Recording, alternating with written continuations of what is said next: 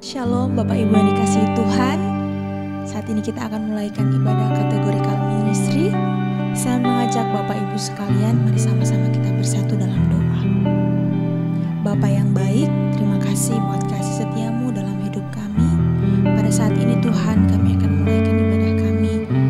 Kami mau menaikkan syukur kami di hadapan Tuhan sebab kebaikan-Mu dalam kehidupan kami. Terima kasih Tuhan, berkati ibadah kami pada hari ini. Dalam nama Tuhan Yesus Kristus. Haleluya.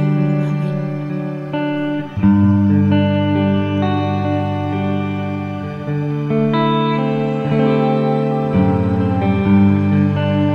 Bersyukur selalu bagi kasih-Mu di dalam hidupku.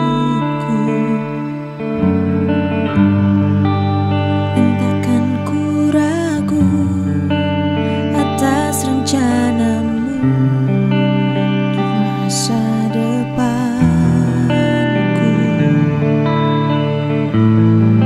Bagai Bapa yang baik, takkan pernah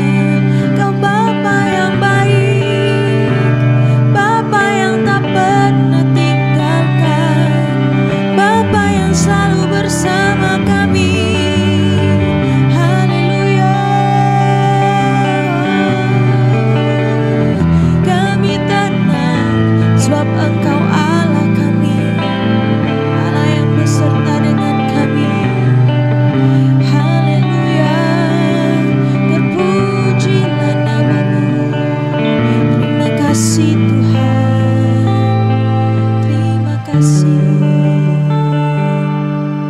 Terpujilah nama-Mu. Terima kasih Tuhan.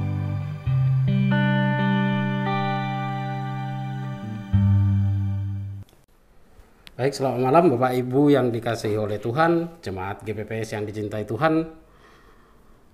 Sebelum kita membahas tentang firman Tuhan, kita berdoa dulu. Terima kasih Bapa di sorga untuk kesempatan malam hari ini. Kami bersyukur sebab Tuhan baik. Terima kasih untuk kesempatan kami bisa beribadah di ibadah PA yang diadakan malam hari ini. Dan kami percayakan setiap hati, setiap pikiran kami ke dalam tangan Tuhan. Tuhan yang menolong kami untuk kami bisa memahami firman Tuhan yang disampaikan malam hari ini. Di dalam nama Yesus, kami berdoa. Amin.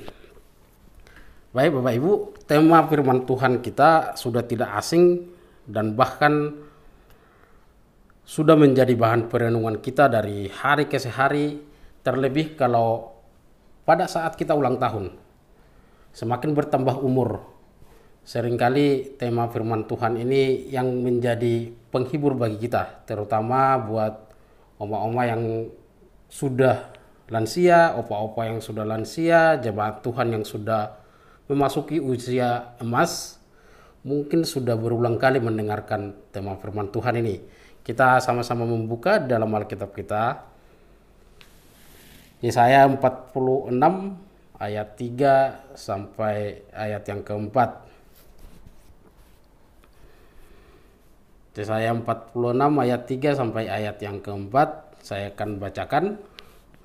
Dengarkanlah aku, hai kaum keturunan Yakub, hai semua orang yang masih tinggal dari keturunan Israel, hai orang-orang yang kudukung sejak dalam kandungan, sampai pada masa tuamu aku tetap dia, dan sampai masa putih rambutmu aku menggendong kamu.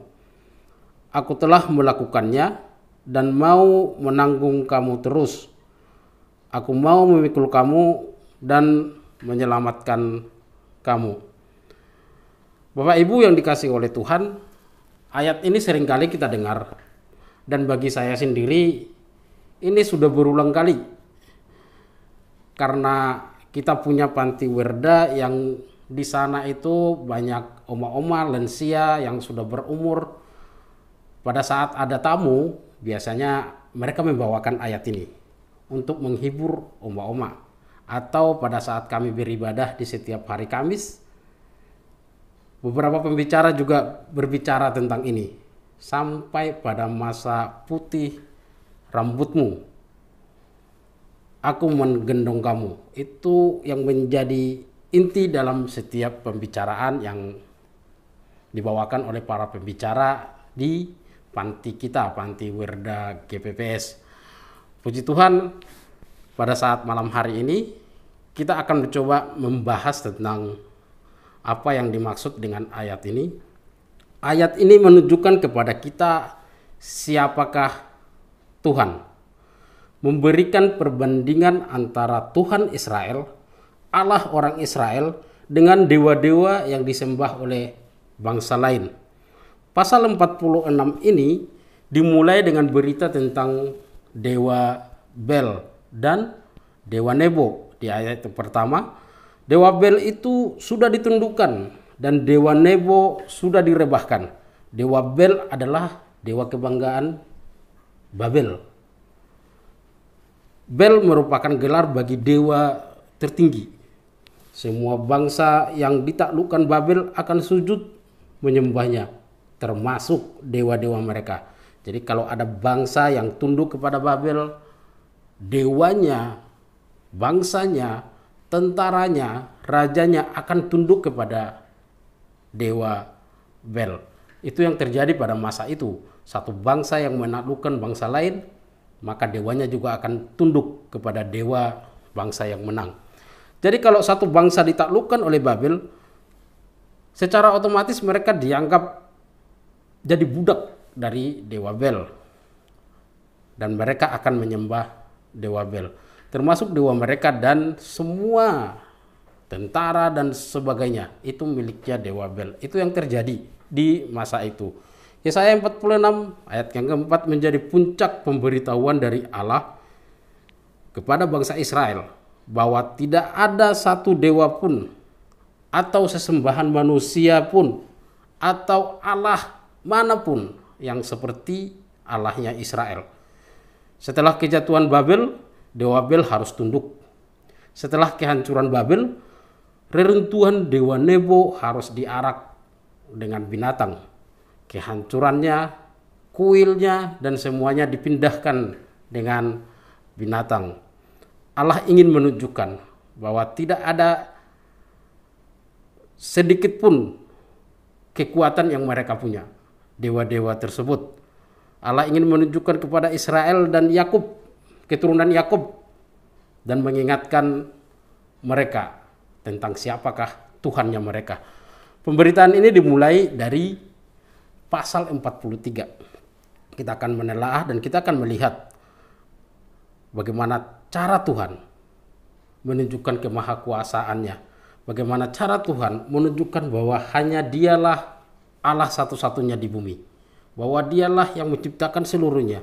Kita akan lihat di pasal yang ke-43 bahwa Allah adalah satu-satunya penebus. Di sini kita akan temukan dalam perjalanan bangsa Israel mereka sering jatuh ke dalam dosa. Mereka meminta pertolongan kepada Tuhan, Tuhan menolong. Itu berulang kali berulang terjadi di masa itu. Tetapi satu hal, Allah berjanji untuk tetap bersama-sama dengan bangsa itu. Bukti kesetiaan Tuhan. Dan lebih dari itu, Allah tetap setia dengan janjinya akan selalu menyertai. Pasal 43 ini menuliskan beberapa kata kerja aktif yang dilakukan oleh Tuhan, yang diucapkan oleh Tuhan, yang difirmankan oleh Tuhan, dan melibatkan Tuhan di dalamnya sebagai Allah Israel. Ayat yang ketiga, bahwa Dia adalah juru selamat.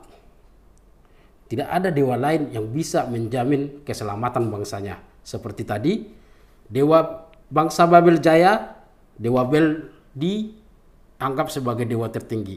Tapi pada waktu bangsa Babel jatuh, Dewa Bel dan Dewa Nebo dipindahkan sebagai reruntuhan. Itulah yang membedakan antara Allahnya orang Israel dan Allahnya bangsa-bangsa lain. Di ayat yang ketiga pasal yang ke-43 ini, Allah juru selamat bangsa Israel. Di ayat yang kelima, aku menyertai engkau. Tuhan berjanji menyertai bangsa Israel. Ayat yang ke-13, aku menuntun engkau. Tuhan berjanji menuntun bangsa itu. Dengan segala kekurangan mereka, dengan segala hal-hal dosa yang mereka lakukan, jatuh bangun dalam perjalanan mereka sebagai bangsa pilihan Tuhan, Tuhan menjanjikan 3 hal. Sebagai juru selamat, menyertai, dan menuntun. Itu awal yang diberikan oleh Tuhan dalam firman-Nya di pasal yang ke-43. Dalam satu pasal ini, Allah Israel ingin mengingatkan bangsa itu bahwa Dia berbeda dengan Dewa Bel. Dia berbeda dengan Dewa Nebo. Dia berbeda dari Dewa Bel yang ditundukkan saat Babel jatuh. Dia berbeda dengan Dewa Nebo yang juga jatuh, tidak diistimewakan lagi pada saat Babel jatuh. Jadi pada saat bangsa Israel jatuh, Tuhan tetap Tuhan. Allah Israel tetaplah Allah Israel. Dia tetap berkuasa. Dia bisa menguasai apa yang ada di sekeliling bangsa itu. Itu salah satu yang membedakan dan yang ingin diberitahukan oleh Tuhan kepada bangsa Israel di pasal yang ke-43 ini. Yang kedua, Bapak Ibu yang dikasihi Tuhan, bahwa Allah memproklamirkan bahwa Dia adalah satu-satunya Allah. Jadi bukan hanya Allahnya bangsa Israel, seperti dewa-dewa yang lain, dewa yang hanya disembah oleh satu bangsa, dewa yang hanya disembah oleh bangsa-bangsa budak kalau bangsanya menang. Tetapi Allah Israel mau memproklamirkan, sayalah satu-satunya Allah. Allah Israel adalah satu-satunya Allah. Di pasal yang ke-44 kalau kita baca secara keseluruhan, maka kita akan menemukan bahwa Allah memproklamirkan dirinya sebagai Allah untuk semua bangsa. Allah Israel memenuhi semua kriteria untuk menjadi sesembahan yang disebut dengan Allah. Karena dialah yang mencipta. Dia berbeda dari yang lain. Bukan hanya mencipta, dia memelihara, dia menolong. Dan kembali ke pasal 43 tadi, dia menyelamatkan. Dan seterusnya. Tuhan yang tidak bisa dibandingkan dengan Tuhan bangsa lain. Allah yang tidak bisa dibandingkan dengan dewa manapun di dunia di masa itu. Kalau kita baca secara keseluruhan, maka kita akan mendapatkan beberapa hal yang diungkapkan oleh Tuhan bahwa dia mencipta. Di pasal 44 ini bahwa dia mencipta. Bahkan sejak di dalam kandungan, ayat yang pertama, sejak di dalam kandungan, bangsa Israel itu sudah ditata. Karena itu miliknya. Bangsa itu sudah ditata. Karena itu kepunyaannya. Dan ayat yang ketiga sampai yang kelima disebutkan Allah juga memelihara mereka. Bukan hanya menciptakan, tetapi memelihara. Ayat yang keenam, dia memproklamirkan bahwa dia adalah satu-satunya Allah. Dia yang terdahulu, dia yang terkemudian. Jadi di pasal yang ke-44 ini dia mau mengatakan bahwa ini loh saya, Allahmu. Wahai bangsa Israel, wahai keturunan Yakub. Jangan bandingkan dengan dewa Bel. Jangan bandingkan dengan dewa manapun yang ada di dunia ini. Itu yang kedua yang bisa kita lihat. Yang ketiga, dia adalah Allah yang berkuasa. Pasal yang ke-45, Allah Israel adalah satu-satunya Allah. Dia menguasai apapun dan siapapun. Pasal 45 ayat yang pertama, kepada Kores yang tangan kanannya kupegang. Kalau kita berpikir siapakah Kores? Tidak ada data sebelum ini yang kita temukan tentang Kores. Apakah dia orang Israel? Apakah dia keturunan Yakub? Apakah dia bagian dari bangsa itu sebagai bangsa pilihan? Tidak. Dia bukan bagian dari bangsa itu. Dia bukan orang Israel. Dia bukan keturunan Yakub. Dia raja dari bangsa lain yang mempunyai dewa juga. Kores tidak menyembah Allahnya orang Israel. Dia menyembah dewanya. Tetapi Allahnya Israel bisa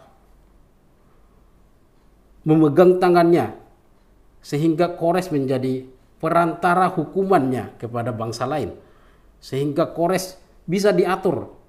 Dan ingat, Kores itu punya dewa. Tetapi dewanya juga tidak bisa melakukan apa-apa. Pada saat Tuhan menginginkan Kores menjadi perpanjangan tangannya untuk menghukum bangsa lain, dewanya tidak bisa berbuat apa-apa. Karena memang dewanya bukanlah apa-apa dibandingkan dengan Allahnya orang Israel. Jadi itu yang ingin ditunjukkan Tuhan di pasal 45 ini. Dia memakai orang yang punya dewa sendiri untuk menundukkan bangsa-bangsa dan juga untuk memperingatkan hukuman bagi bangsa manapun. Allah Israel mengingatkan bahwa dia Allah satu-satunya. Bahkan masa kejayaan Kores pun tidak luput dari izin Tuhan. Sebab dewa lain tidak akan bisa melakukannya dan tidak bisa berbuat apa-apa. Kalau kita baca secara keseluruhan dari pasal 43 sampai pasal 45, situ Tuhan mau menunjukkan bangsa pilihan itu membandingkan dia dengan dewa-dewa lain pada saat mereka kalah oleh Babel. Mereka berpikir bahwa dewa Babel lah yang benar. Tetapi beberapa orang di dalam bangsa itu tetap berpengharapan kepada Tuhan. Yang keempat, dia adalah Allah yang adil.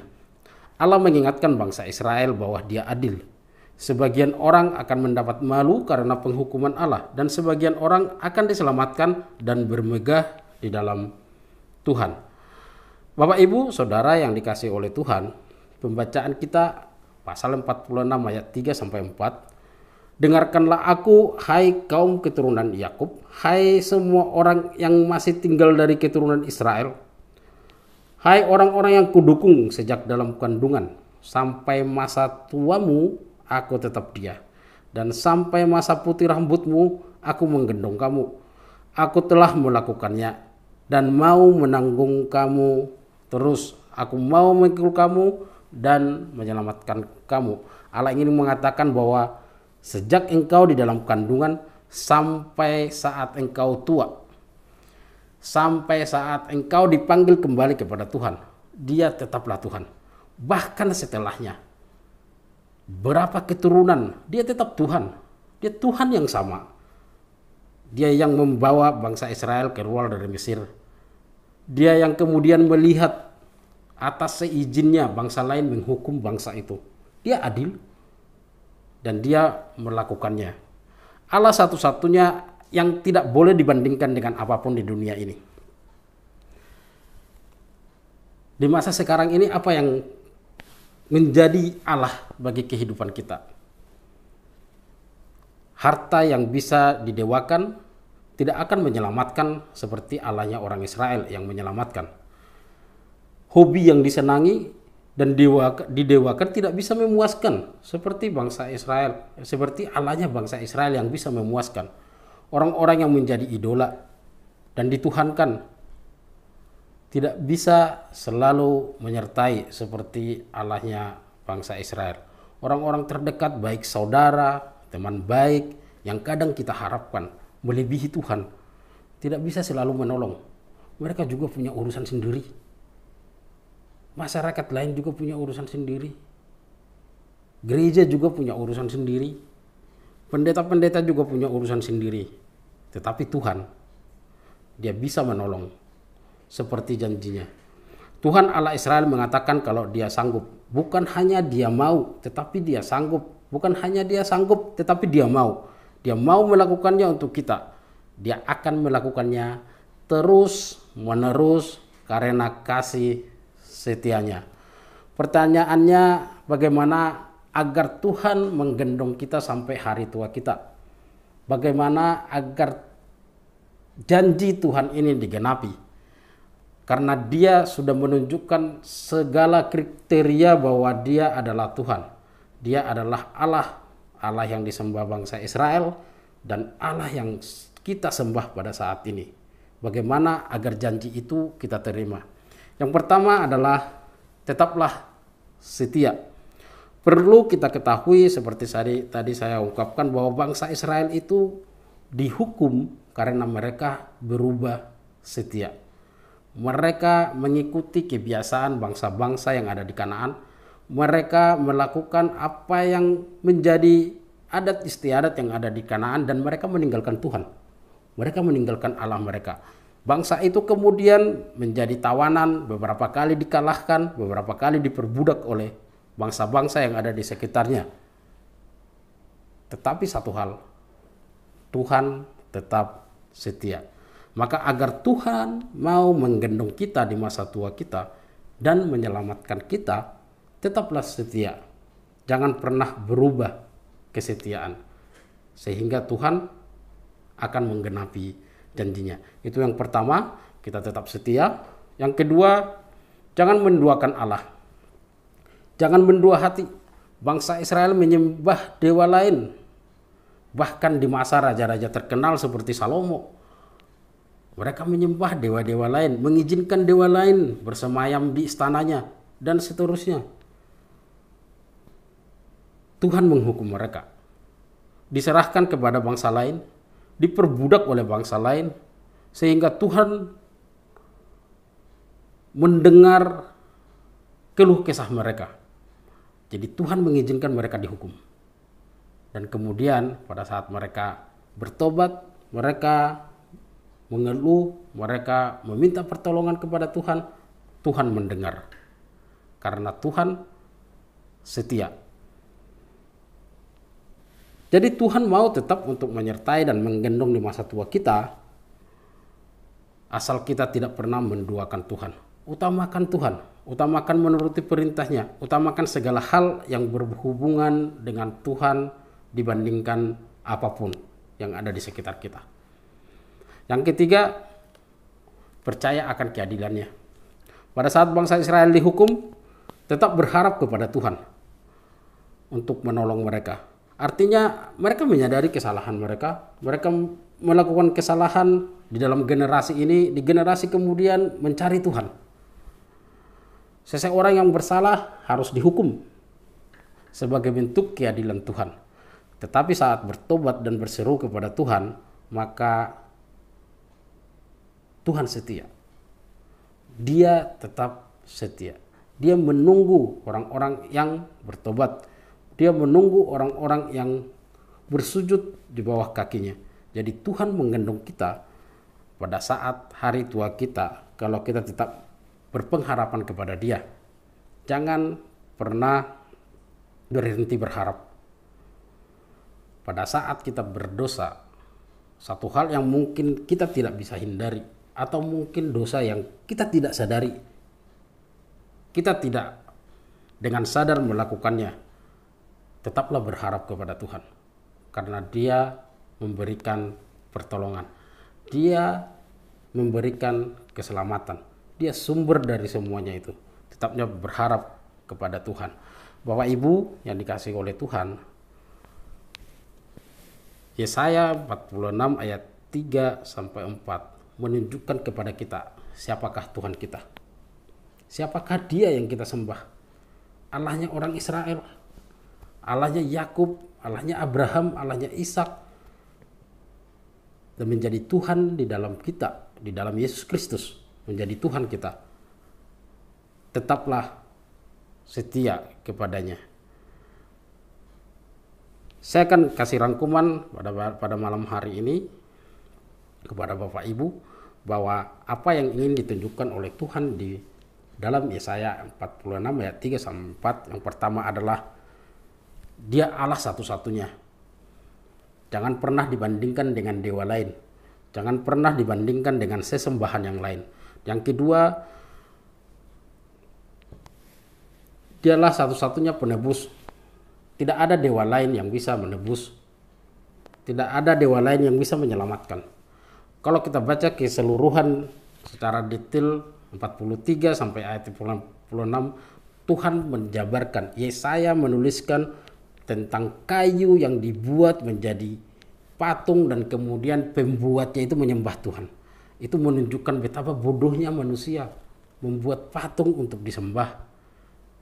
Dijabarkan sampai sedemikian rupa, menunjukkan bahwa Allahnya Israel adalah Allah satu-satunya Allah, Allah bagi seluruh dunia, yang menebus, yang menyelamatkan, dan yang menyertai bangsa Israel termasuk kita semua.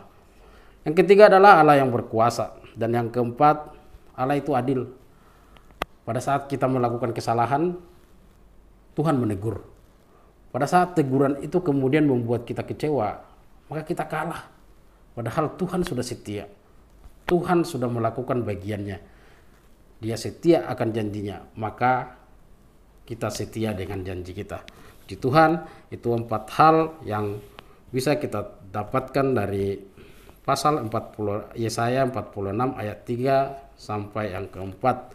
Pada saat kita berharap suatu saat Tuhan menggendong kita, maka ini perenungan yang baik buat kita.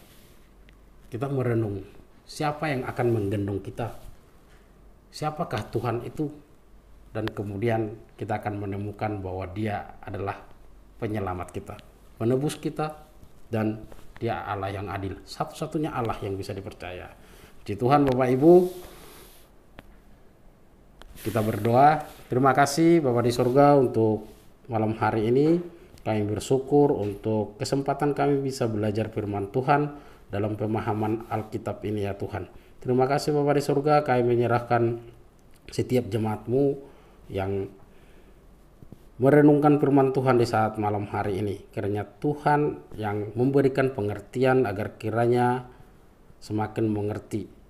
Roh Kudus yang menolong untuk kami bisa memahami firman Tuhan. Terima kasih Bapa di surga, kami menyerahkan kehidupan jemaat-Mu ke dalam tangan Tuhan. Setiap usaha yang mereka lakukan, setiap apapun yang mereka kerjakan, bahkan studi maupun pelayanannya ya Tuhan, Tuhan yang menolong, Tuhan yang menyertai, karena Engkau adalah pengharapan kami, yang akan menolong kami, yang akan menebus kami, dan yang selalu menyertai kami. Terima kasih Bapa, di dalam nama Yesus kami berdoa. Amin.